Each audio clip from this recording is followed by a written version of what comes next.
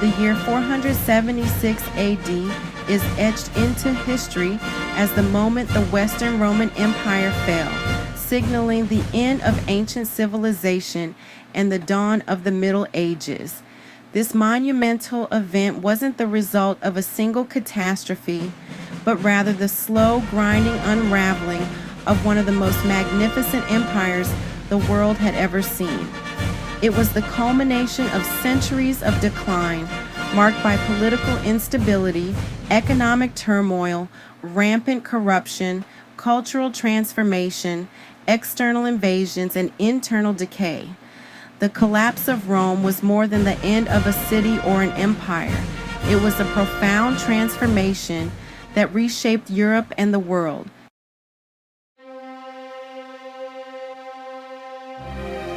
To understand the fall, we must first appreciate the majesty of what was lost.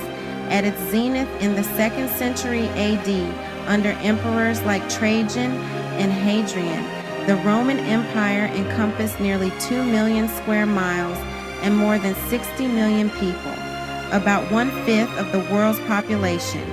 From the misty highlands of Britannia to the golden sands of Egypt, from the bustling ports of Hispania to the fertile crescent of Mesopotamia, Roman influence reigned supreme. Rome was more than an empire of military conquest. It was an empire of law, engineering, and administration. Roman roads connected distant provinces, aqueducts brought water to teeming cities, and a system of written laws and citizenship bound diverse peoples together. Latin and Greek were the languages of governance and culture. The Colosseum echoed with cheers, senators debated in the Forum, and the emperor ruled from his marble palace in the heart of the eternal city. The Pax Romana, the Roman peace, had created a relatively stable and prosperous world where art, literature, architecture, and philosophy could flourish. Yet beneath this shining surface, tremors of weakness had already begun to ripple through the foundations.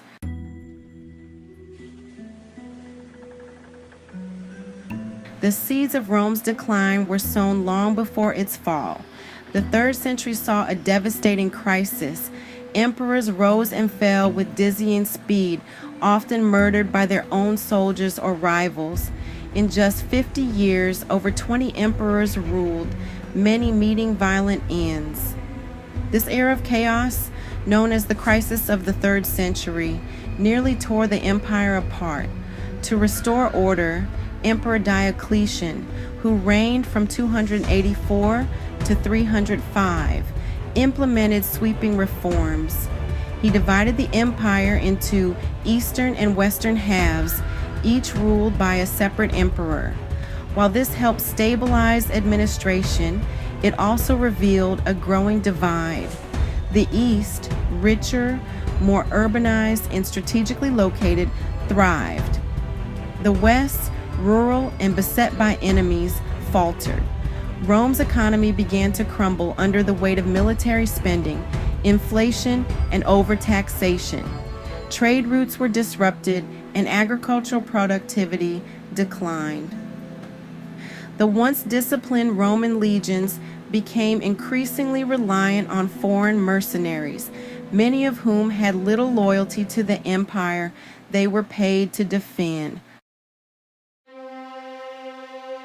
The Barbarian Invasions. As the empire's strength faded, pressure from beyond its borders mounted. Germanic tribes, long considered barbarians by the Romans, were on the move. Some sought refuge from the terrifying Huns, whose cavalry swept through the Eurasian steppes like a storm. Others sought land, wealth, and opportunity within the empire's weakening defenses. In 376 AD, a turning point came when the Visigoths were allowed to cross the Danube into Roman territory as refugees. Mistreatment by Roman officials led to rebellion. In 378 AD, the Romans suffered a crushing defeat at the Battle of Adrianople. where Emperor Valens was killed, a devastating blow that revealed just how vulnerable the empire had become. In 410 AD, the unthinkable happened. Rome itself was sacked by Alaric and his Visigothic warriors. Though the city survived, the psychological shock was immense. Rome, the eternal, invincible city, had been violated. It was a harbinger of worse to come. In 455 AD, the Vandals, sailing from North Africa, plundered Rome again. The empire, increasingly reduced to a shell of its former self, could do little to stop them. These repeated invasions, compounded by internal power struggles, shattered the myth of Roman supremacy.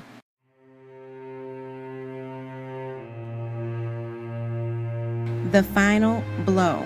By the mid-5th century, the Western Roman Empire was in its death throes. The imperial court moved frequently, its power reduced to a small slice of Italy. Emperors were puppets, often young boys or figureheads manipulated by generals, aristocrats, or barbarian commanders. Enter Romulus Augustulus, crowned in 475 AD. He was a child, no more than 14, placed on the throne by his father, the general Orestes. But the real power soon shifted again. In 476 AD, a Germanic chieftain named Odoacer marched into Italy, deposed Romulus without bloodshed, and declared himself ruler of the Italian peninsula. Rather than naming a new Western emperor, Odoacer sent the imperial regalia to the Eastern Emperor in Constantinople, effectively declaring that the West no longer needed its own ruler. The Western Roman Empire, already hollowed out by centuries of decay, was no more. No legions defended it, no Senate restored it, no Caesar reclaimed it. The curtain had fallen.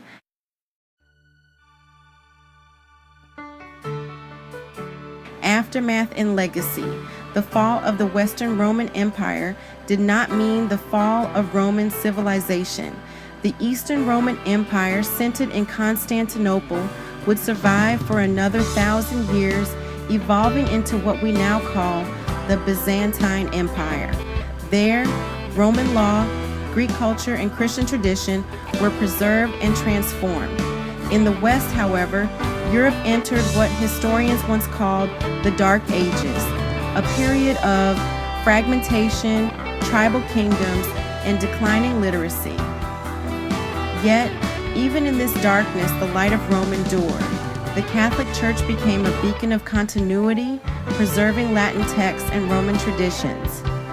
The dream of Rome lived on in the Holy Roman Empire, in the codes of law used by European monarchies, and in the Renaissance, scholars who rediscovered the glory of antiquity. Latin never truly died. It evolved into the Romance languages. Roman engineering inspired medieval cathedrals. Roman legal concepts shaped modern jurisprudence. Even the American founding fathers looked to the Roman Republic as a model.